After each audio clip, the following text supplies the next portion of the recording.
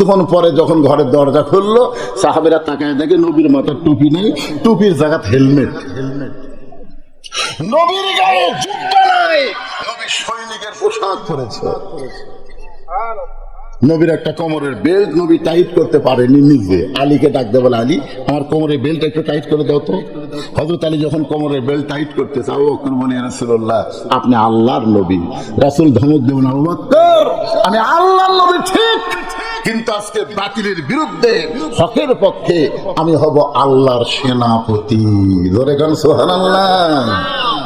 সারা জীবন মেসাক করলে কত সওয়াব, টুপি মাথার দিলে কত সওয়াব, এই সওয়াবের বর্ণনা দিচ্ছেন।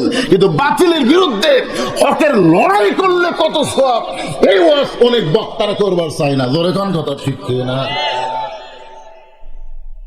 হযরত আলী মাথার টুপি খুলে রাইকা দিয়ে বউকে দুই হাত বাড়ায় ডাকতেছে, কারণ সন্তান দুইটাকে বের করে দিয়ে যখন দরজা বন্ধ করছে, প্রত্যেক পুরুষ মানুষ মাত্রই বোঝে এখন কিছু হবি। যেই মাত্র হযরত আলী দুইটা হাত বাড়ায় দেয়, এমন সময় ফাতেমা দৌড়ে গিয়ে স্বামীর বুকের মধ্যে মাথা ঢুকে ছোট বাচ্চার মতন কাঁদতেছে। আলী বলে, ফাতেমা এমন করে কেন কাঁদতেছ? ফাতেমা বলে, আর কোনোদিন ঘর সাজাবার পারবো না, আর কোনোদিন সাইজা গুইজা আপনার সামনে দাঁড়াতে পারবো না, আর কোনোদিন হাসান হোসেনকেও আপনার সামনে সুন্দর করে সাজাবার পারবো না।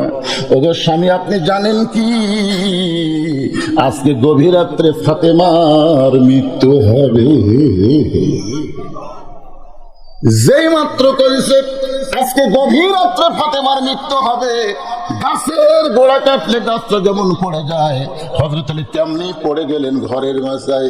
ফাতেমা মুস্কি মুস্কি হাসতেছে, মুস্কি মুস্কি হাসতেছে। স্বামীর পড়ে দেওয়া দেখে ফাতেমা মুস্কি মুস্কি হেসে দৌড়ে গিয়ে স্বামীর মাথাটা উরাতের উপরে নিয়ে কপালে একটা চুমু দিয়ে বলে, স্বামী গো এমন করে আপনি কেন পড়ে গেলেন? আমার বাবা বলেছেন আলী হচ্ছেন আসাদুল্লাহিল গালিব।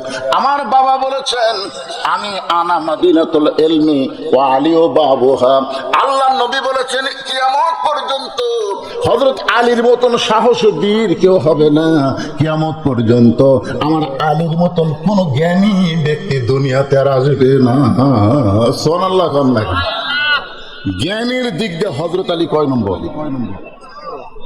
আবার শক্তির দিক দিয়ে, তাহলে যিনি শক্তিশালী মানুষ, জ্ঞানী মানুষ, বইয়ের মরার খবর শুনে এরকম পড়ে যাওয়া লক্ষণ ভালো, লক্ষণ ভালো।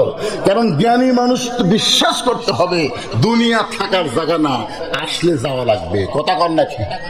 যারা বোকা তারাই 3 তলা 5 তলা 7 তলা বিল্ডিং বানায়, আর জ্ঞানী মানুষ কবরটা কেমন তার জান্নাত হবে এই চিন্তায় প্রতি কদমে কদমে হিসাব করে। ধরে কোন কথা ঠিক না?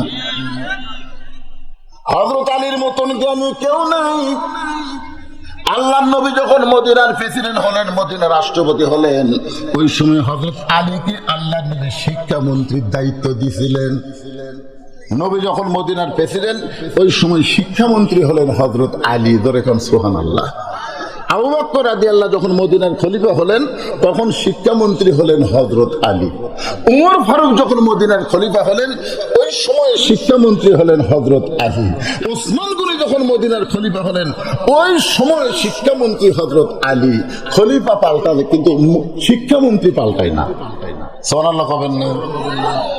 আজকে 90% মুসলমানের দেশে যদি আলীর মতন শিক্ষামন্ত্রী থাকতো, তাহলে প্রাইমারির কবর হতো, প্রত্যেকটা প্রাইমারিকে নুরানি মাদ্রাসা হিসেবে স্বীকৃতি দেওয়া হতো। জোরে কোন কথা ঠিক না?